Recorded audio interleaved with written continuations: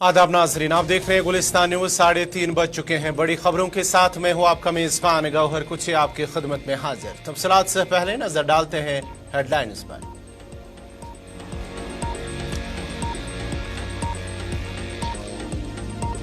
पाकिस्तान में आम इंतखाबात के नताइज आने का सिलसिला जारी। कहीं पर PTI के हिमायत याफ्ता आजाद उम्मीदवार आगे तो कहीं नून लीग ने ली सबकत।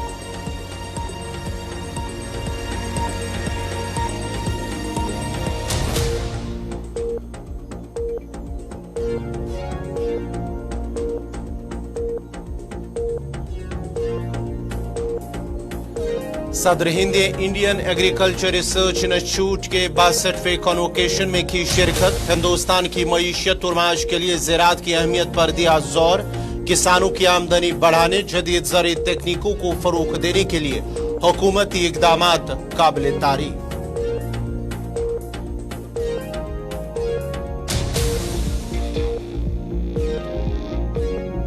हुकूमत का व्हाइट पेपर जारी करने पर कांग्रेस का बयान। नोटबंदी, बेरोजगारी, महंगाई का जिक्र नहीं, जयराम रमेश।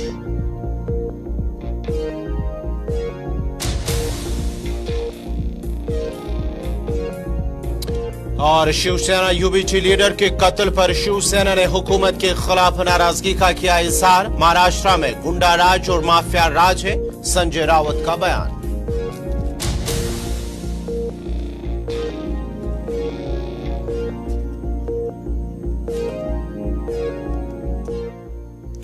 और अब पेश है खबरों की तफसील। पाकिस्तान में आम इंतखाबात 2024 के लिए वोटिंग का वक्त गुज़िश्ता शाम 5 बजे खत्म होने के बाद ही वोटों की गिनती जारी है और आखिरी इतलात मिलने तक पाकिस्तान तहरीक इंसाफ ने 71, नून लीग ने 47 और पाकिस्तान पीपल्स पार्टी ने 35 सीटों पर जीत दर्ज की है। आजाद उम्मीदवारों ने नामवर सियासतदानों को पिछाड़ते हुए मुतअद्दिद हलकों में मैदान मार लिया है। ख्वाजा आसिफ, ख्वाजा सईद रफीक, फजलुर रहमान, परवेज खटक और सिराजुल हक समेत बड़े बड़े नामों को शिकस्त हुई है। इंतखाबी दंगल में बड़े बड़े उलटफेर किए गए हैं और आजाद उम्मीदवार नामवर सियासतदानों को पिछाड़ते हुए वो आगे निकल गए और जीत दर्ज की और मुतअद्दिद हलकों में सीटें अपने नाम कर ली गई है। NA 112 लाहौर में सरदार लतीफ खोसा ने ख्वाजा सईद रफीक को शिकस्त दे दी है। ताहम NA 130 लाहौर से डॉक्टर यास्मीन राशिद नवाज शरीफ से हार गई, लेकिन NA 15 हरीपुर में इंडिपेंडेंट उम्मीदवार ने उन्हें शिकस्त दे दी है। NA 6 लौरी देर में इंडिपेंडेंट उम्मीदवार मोहम्मद बशीर खान ने अमीर जमात इस्लामी पाकिस्तान सिराजुल हक को शिकस्त दी है। JUI सरबराह फजलुर रहमान को उनके आबाई हल्का DI खान में इंडिपेंडेंट उम्मीदवार अली अमीन गंडपुर ने भारी मार्जिन से शिकस्त दे दी है। NA 127 लाहौर में अता ताड़ ने बिलावल जरदारी को बड़े फर्क से हरा दिया, जबकि इंडिपेंडेंट उम्मीदवार मलिक जहीर अब्बास दूसरे नंबर पर रहे। टोबा टेक सिंह से मुस्लिम लीग नून के खालिद जावेद वाड़िच कौमी असम्बली नेशनल असम्बली का इलेक्शन हार गए, जबकि तहरीक इंसाफ के हिमायत याफ्ता उसामा हमजा ने कामयाबी हासिल की है। इस हल्के में 25 साल में पहली मर्तबा वाड़िच फैमिली को शिकस्त का सामना भी करना पड़ा है। IPP के जहांगीर खान तरीन लोधरा और मुल्तान दोनों हलकों में नेशनल असम्बली की निशस्त हार गए, उन्हें भारी मार्जिन से शिकस्त हुई है। NA 16 अबीचाबाद से नून लीग के मुर्तजा जावेद अब्बास इंडिपेंडेंट उम्मीदवार अली असगर से हार गए, जबकि नून लीग के जावेद लतीफ, शेख रोहेल, आबिद शेर अली और मोहम्मद नोमान को भी शिकस्त हुई है। NA 156 वावाड़ी में इंडिपेंडेंट उम्मीदवार आयशा नजीर ने नून लीग के चौधरी नजीर को हराया। कोट ओद में साबिक वजीर खजाना हिना रब्बानी खैर के भाई रजा रब्बानी खैर इंडिपेंडेंट उम्मीदवार फयाज चिचरा से हार गए। खानेवाल से शाह महमूद कुरैशी के भाई जहूर हुसैन कुरैशी ने नून लीग के पीर असलम बोदला को शिकस्त दी है। राना सनाउल्लाह के दामाद राना अहमद शहरियार को सूबाई असेंबली की निशस्त पर इंडिपेंडेंट उम्मीदवार मोहम्मद इस्माइल ने हराया, जबकि गोजरावाला से अताताड़ के भाई बिलावल फारूक ताड़ इंडिपेंडेंट उम्मीदवार नासिर चीमा से हार गए। खैबर पख्तूनख्वा के साबिक वजीर आला परवेज खटक और महमूद खान को भी शिकस्त का सामना करना पड़ा, जबकि अमीर जमात इस्लामी सिराजुल हक और उसके साथ साथ ही उवैस नूरानी कराची में हार गए। रेहाना इम्तियाज डार ने भी PMNL के उम्मीदवार ख्वाजा आसिफ को करीब 50,000 वोटों से उन्हें शिकस्त दे दी है।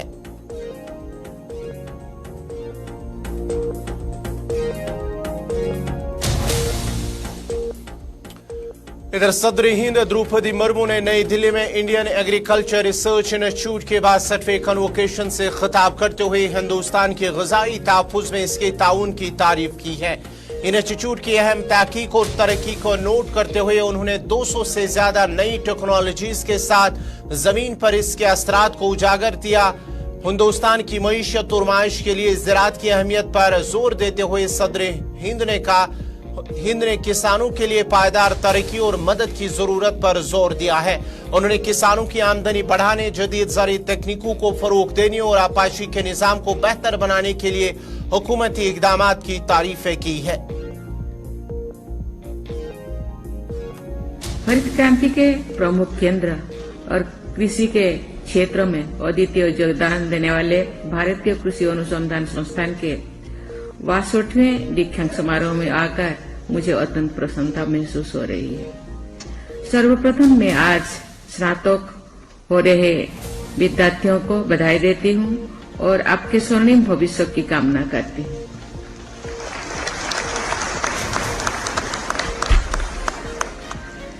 मैं आज पुरस्कृत होने वाले वैज्ञानिकों को भी बधाई देती हूँ, जिन्होंने कृषि के क्षेत्र में अपना उत्कृष्ट योगदान दिया है। पिछले वर्ष अक्टूबर में मैंने इसी ऑडिटोरियम में एक इंटरनेशनल कॉन्फ्रेंस को संबोधित करते हुए कहा था कि ecologically sustainable, ethically desirable, economically affordable और सोशली बेनिफिशियल उत्पादन के लिए हमें अनुसंधान की आवश्यकता है। मैं आशा करती हूँ कि आज स्नातक हो रहे सभी विद्यार्थियों जहाँ भी जाएंगे अपने संस्थान की गरिमा को बढ़ाते हुए उच्च मानकों के अनुकूल कार्य करेंगे। इंडियन एग्रीकल्चर रिसर्च इंस्टीट्यूट ने भारत द्वारा खाद्य सुरक्षा प्राप्त करने में अतुलनीय योगदान दिया है। इस संस्थान ने न केवल कृषि से जुड़े अनुसंधान एवं विकास कार्यों को दक्षतापूर्वक किया है, बल्कि ये भी सुनिश्चित किया है कि ऐसी जानकारी प्रयोगशाला के बाहर धरातल पर जाकर मूर्त रूप ले सके। मुझे खुशी है कि किसानों के साथ वैज्ञानिकों के संपर्क को बढ़ावा देने के लिए एक अभिनव पहल मेरा गांव मेरा गौरव की शुरुआत की गई है। IARI के बहुआयामी कार्य ने देश के कृषि उत्पादन एवं उत्पादकता में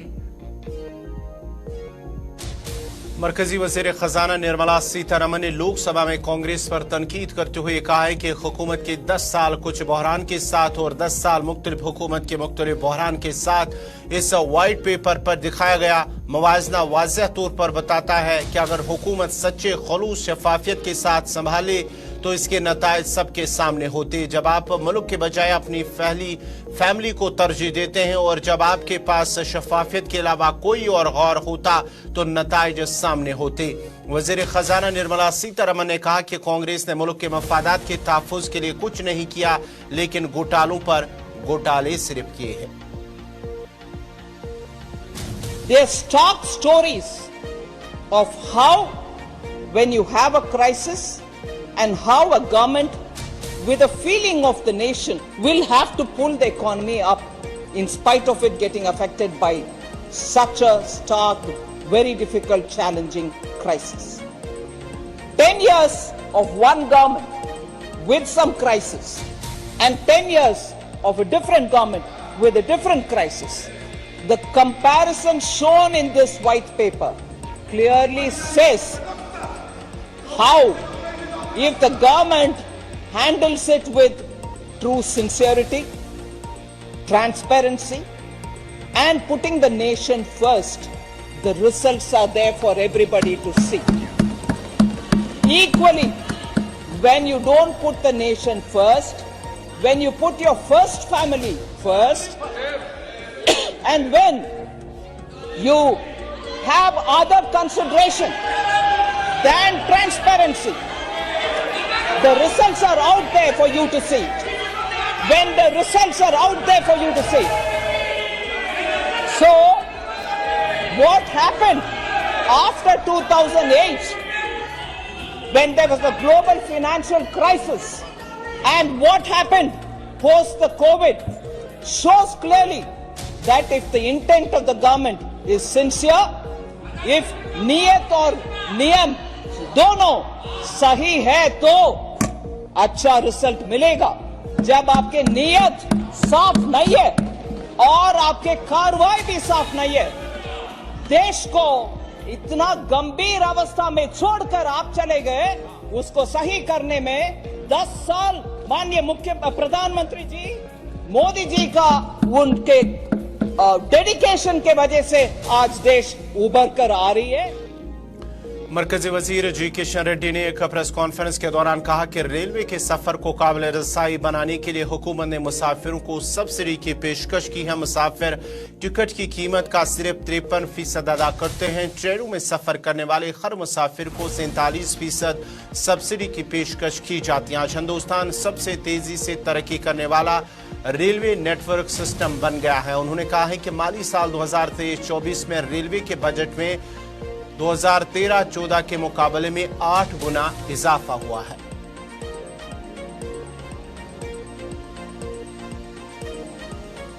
कल हमारे पार्षद शिवसेना के मेरे साथी विनोद घोषालकर जो बहुत ही निष्ठावंत रेलवे से भारत की एक लाइफलाइन है और केंद्र सरकार रेलवे ट्रैवल को अफोर्डेबल एक्सेसिबल बनाने के लिए बहुत बड़ा सब्सिडी पैसेंजर ट्रेनों में पैसेंजर को उपलब्ध करवाते हैं. अफोर्डेबल कॉस्ट में पैसेंजर सिर्फ 53% देके ट्रेन टिकट खरीदते हैं. नरेंद्र मोदी सरकार इनिशिएशन के कारण, क्योंकि 47% सब्सिडी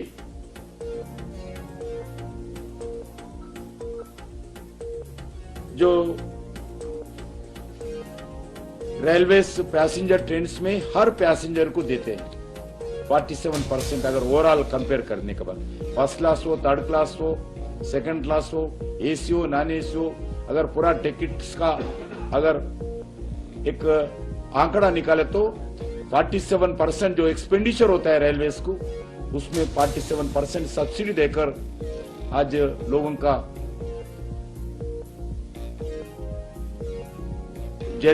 पैसेंजर ट्रेन में काम करते हैं. आज भारत दुनिया में fastest growing railway network system है. 2023 फाइनेंशियल ईयर में 5243 किलोमीटर्स नया ट्रैक रेलवे ने भारत में बिछाया गया है. ये पूरा अगर कंपेयर किया तो एक साल का नया ट्रैक जो है वो स्विट्जरलैंड जैसे देश की पूरे रेलवे नेटवर्क का सम्मान है. एक साल का अपना नया रेलवे जो ट्रैक बिछाया गया, स्विट्जरलैंड का देश का अभी तक जितने भी है उसका देश का सम्मान ट्रैक नया बिछाए गए. और 2014 से लास्ट ईयर 2023 तक 25,434 किलोमीटर्स का नया ट्रैक भारत में बिछाया गया है। ये पूरा 1 साल का अगर कंपेयर किए तो ये पूरा जर्मनी के रेलवे सिस्टम के समान है। इतना बड़ा नेटवर्क भारत में। पार्लियामेंट में बीजेपी की तरफ से लाए गए व्हाइट पेपर पर कांग्रेस के रुकने पार्लियामेंट जयराम रमेश का कहना है कि व्हाइट पेपर में सर्जिकल स्ट्राइक का जिक्र किया गया था, लेकिन नोटबंदी, बेरोजगारी, महंगाई और बढ़ती हुई माश तफावत का जिक्र नहीं था। व्हाइट पेपर चीन के साथ सरहदी सूरत-ए-हाल, सरहदी कशीदगी, मणिपुर की सूरत-ए-हाल और बढ़ती हुई बेरोजगारी का व्हाइट पेपर में कोई जिक्र नहीं है। व्हाइट पेपर पर ये व्हाइट पेपर में नोटबंदी का जिक्र नहीं है, बेरोजगारी का जिक्र नहीं है, महंगाई का जिक्र नहीं है, बढ़ती हुई आर्थिक विषमताओं पर उन्होंने कुछ कहा नहीं है। तो ये व्हाइट पेपर किसके निकाला गया है? जिन मुद्दों पर व्हाइट पेपर निकालना चाहिए, बॉर्डर सिचुएशन विद चाइना, हमारी सीमाओं पर जो तनाव है उस पर हम व्हाइट पेपर मांग रहे हैं, उस पर चुप्पी। मणिपुर में पिछले 9 महीने से क्या हुआ है उस पर व्हाइट पेपर मांगे हैं, उस पर चुप्पी। हमने पहले नोटबंदी पर व्हाइट पेपर मांगा था, उस पर भी चुप्पी थी। जो 45 साल में बेरोजगारी बढ़ी है उस पर कोई व्हाइट पेपर नहीं, उसका व्हाइट पेपर में जिक्र ही नहीं है। तो ये व्हाइट पेपर एक इवेंट है, ये इवेंट मैनेजर है ना, आडवाणी जी ने कहा था Narendra Modi brilliant event manager. ये एक इवेंट इन्होंने कर दिया है आखिरी दिन सत्र का, दोनों लोकसभा और राज्यसभा का। पर इस व्हाइट पेपर का जवाब हमारे ब्लैक पेपर में है, 10 साल अन्याय काल। तो 10 साल की हकीकत है। प्रधानमंत्री अमृत काल की सुनहरी सपने सबको दिखा रहे हैं, पर हकीकत 10 साल अन्याय काल का है। भ्रष्टाचार को लेकर उन्होंने बड़ा मुखर बनाया। देखिए व्हाइट पेपर पर चर्चा होगी, पर जो भ्रष्टाचार पर जो दिल्ली के वजीर आला अरविंद केजरीवाल ने एक नए स्कूल का संग बुनियाद रखा, जिस दौरान उन्होंने कहा है कि पहले स्कूलों की हालत इतनी खराब थी कि वालिदैन अपने बच्चों को स्कूल भेजने के बजाय किसी न किसी काम में मुलविस करने पर मजबूर थे, क्योंकि ये सब वक्त का ज़ाया था, क्योंकि तालीम न होने और इंफ्रास्ट्रक्चर के फुकदान की वजह से तलबा को नुकसान ही पहुंच रहा था। चमत्कार पहले कभी भारत देश में देखा गया कि किसी स्कूल के शिलान्यास के लिए इतनी भारी संख्या में लोग इकट्ठे हुए और इतने जोश और जुनून के साथ लोग आज यहां पे शिरकत कर रहे हैं। जैसा भी आतिशी जी ने बताया,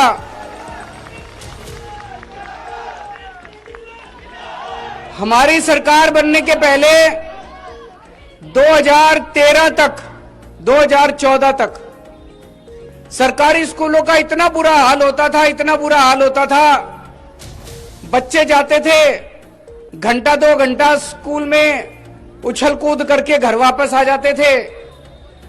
स्कूल में पढ़ाई के नाम पे कुछ नहीं होता था, दीवारें टूटी थी, छत टूटी होती थी, पंखे मुड़े हुए होते थे, कोई पढ़ाई नहीं थी। साल 2 साल के बाद माँ बाप सोचते थे टाइम खराब कर रहा है, उसका नाम कटा देते थे, कहते थे तू भी काम पे लग, 2 पैसे तो कमा के लाएगा शाम को। होता था कि नहीं होता था? मैं तो राजनीति में आने के पहले मैं दिल्ली की झुग्गी बस्तियों में काम किया करता था, एक एनजीओ में, परिवर्तन नंदनगरी की झुग्गियों में काम किया करता था। मैं तो देखता था रोज किस तरह से बच्चों का बुरा हाल हो रहा है। गरीबों के बच्चों का कोई भविष्य नहीं था। कोई गरीब आदमी ये नहीं सोच सकता था कि मेरा बेटा बड़ा होकर इन सरकारी स्कूल से निकल के डॉक्टर इंजीनियर बन जाएगा। जब से आम आदमी शिवसेना यूबीटी के रहनुमा अभिषेक गोसालकर की मुंबई के दसीर इलाके में गुज़श्ता शाम फायरिंग में हलाक होने पर पार्टी के रुकने पार्लियामेंट संजय राउत का कहना है कि महाराष्ट्र में गुंडा राज और माफिया राज है।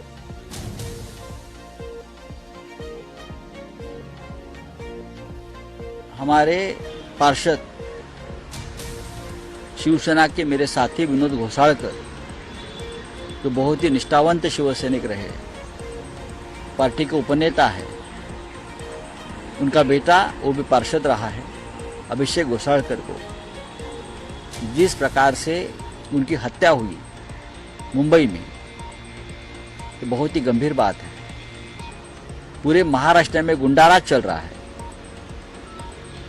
माफिया राज चल रहा है और शिंदे सरकार के आशीर्वाद से माफिया राज चल रहा है।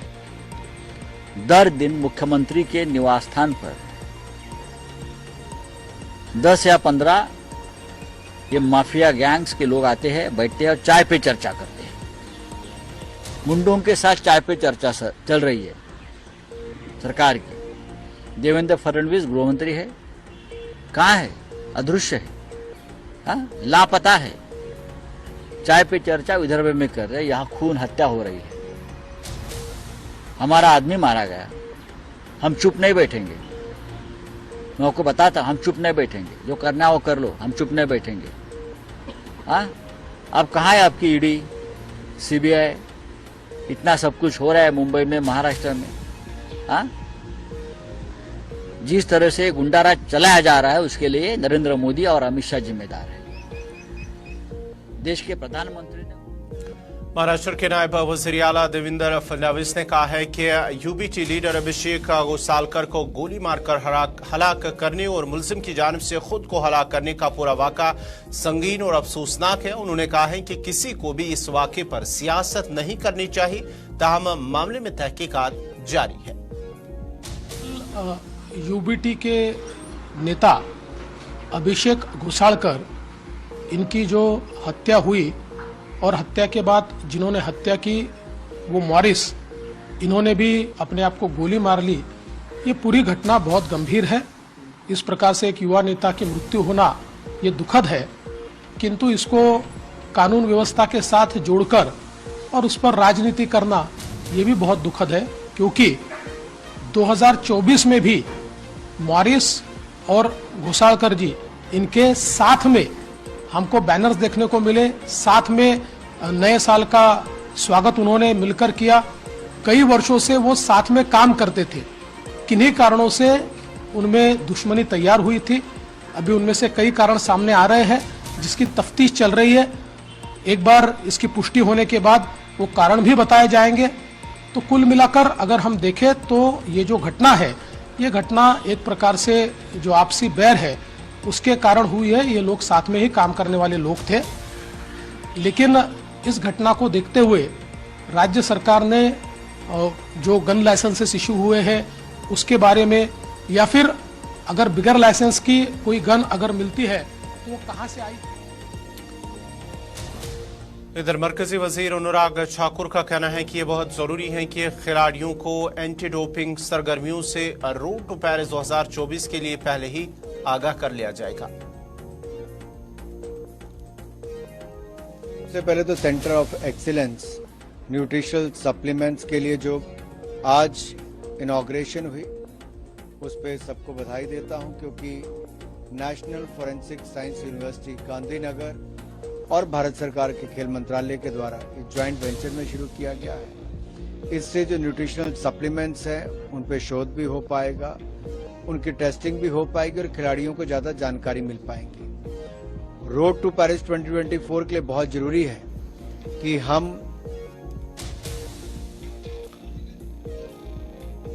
नाजरीन, फिलहाल बड़ी खबरों में मेरे साथ इतना ही। आप गुलिस्तान न्यूज के साथ बने रहे। गुलिस्तान न्यूज पर अगला प्रोग्राम स्पेशल रिपोर्ट आप देखना न भूलेगा। मुझे दीजिए इजाजत। अल्लाह हाफिज।